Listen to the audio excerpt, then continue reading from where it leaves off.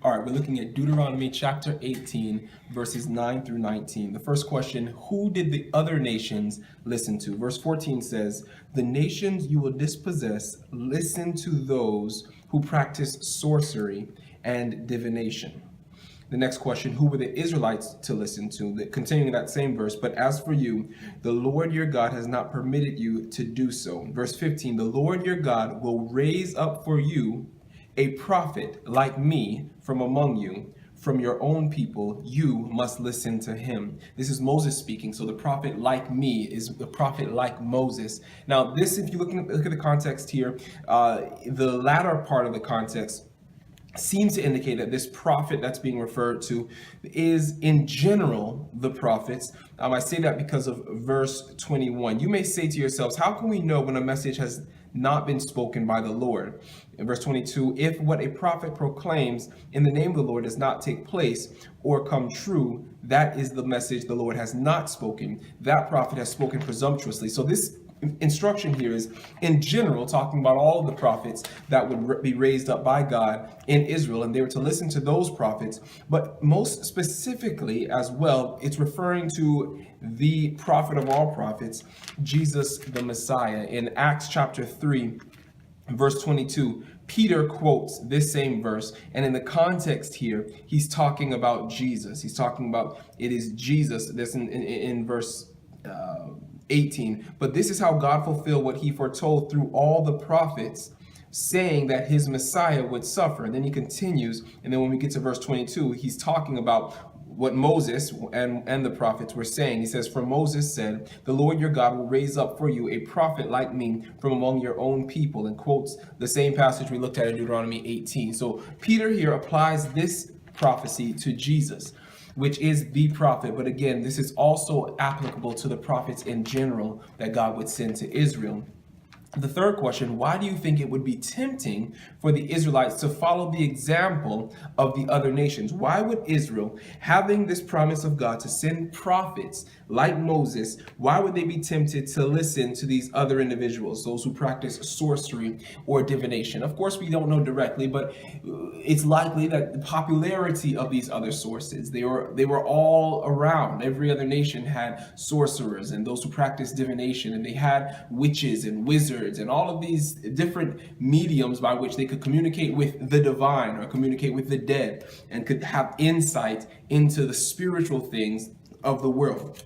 And so that would be tempting to listen to those other things. The popularity of these things would likely have been tempting. Another thing that was probably tempting to them as well is the fact that these things were more sensually appealing. They were more dramatic, if you want to use that word. They were things that, wow, you see the smoke, or you see this incantation, or you hear this voice, or you see this smoke. All of those things that they were doing were probably a little more exciting than Isaiah saying, thus saith the Lord, or Jeremiah speaking from the top of the wherever he was speaking from, the different places he would be speaking from.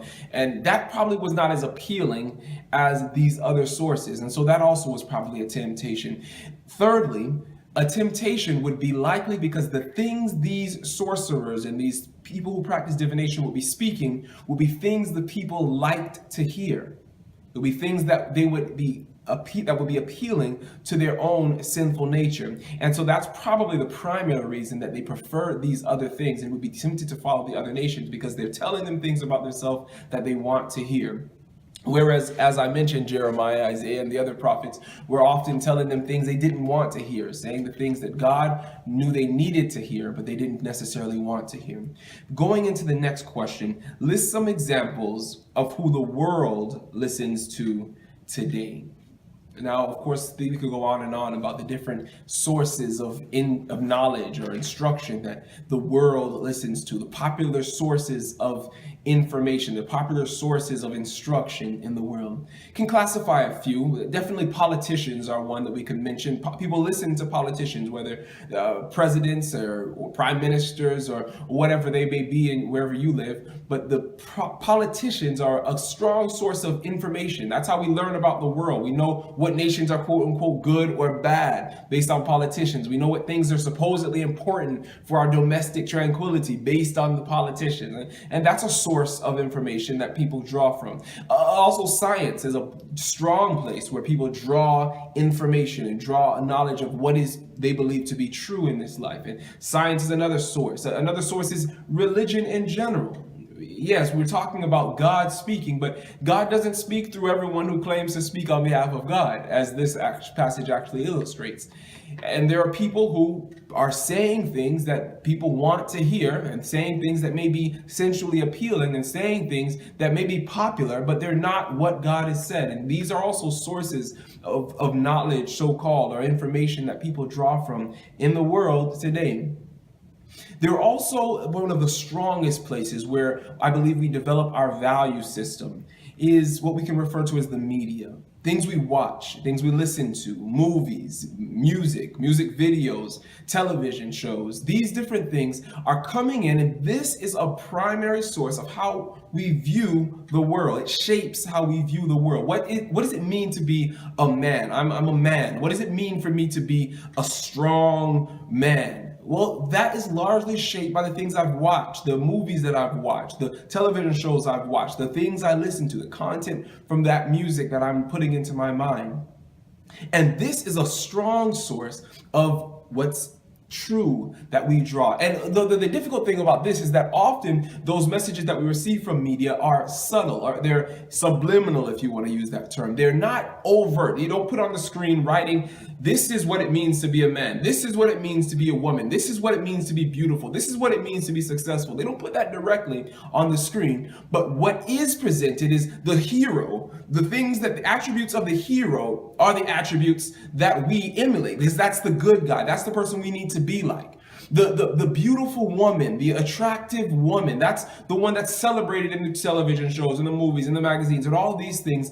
But subtly, these things are communicating up to us, this is what beauty is, this is what strength is, this is what success is. The celebrities, those who are celebrated in the media, these are the ones that we look to and say, well, if I judge myself by that standard, how am I doing? And we allow these things to shape how we view our own worth, our own value. Am I good? Am I a strong man? Am I a beautiful woman? Am I important? Am I successful based on these images, based on these values that are communicated to us through the medium? But the Bible suggests another way of molding our value system, molding what we think to be good, what we think to be success, what we think to be right. And that's the next question. How can we listen to the prophets today?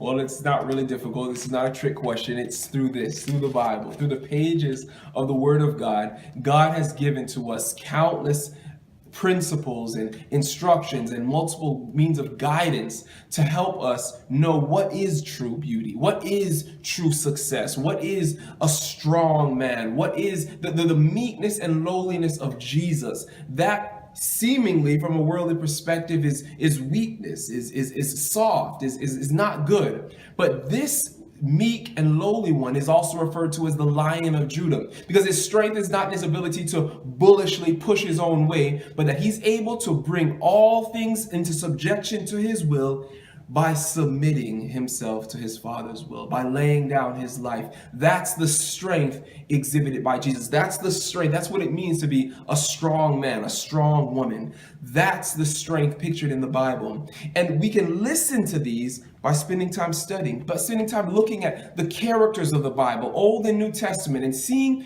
though these people would not be celebrated, they wouldn't be celebrities today, they are in the sight of God of great price. God holds them in high esteem, even though we may not do that from an earthly perspective today. And as we study that and we look for those qualities that God values in individuals, from that, we can build our worldview counter to these other sources that are telling us all kinds of other information.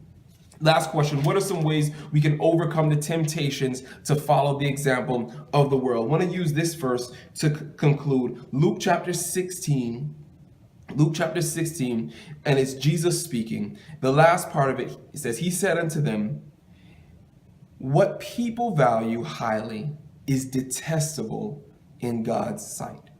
This is just one principle. If we can hold on to this principle, he's not blanketly saying anything that people like, but in general, the things that are popular in our society, the things that will make you seen as successful in our society, in general, the things that will make you seen as great, as beautiful, as strong, as a man, as a woman, in general, those things are, in the words of Jesus, detestable in God's sight. The pride that's celebrated in the world, the ability to push and to get your own way that's celebrated in politics, the ability to show yourself as possessing all of these things, to show yourself as possessing beauty, as possessing wealth, as possessing education, as possessing knowledge. These things, which are highly valued by men, by people, are detestable in the sight of God. And keeping that in mind and studying the words of the prophets, studying the Bible, can help us to have a balanced view, that we can view ourselves as God sees us, see our value as God values us, not be discouraged because we don't have the celebration of others, not be discouraged because we don't have the praise of others, but be content with the honor that comes from God only, and walk in a way that is pleasing in the sight of our God.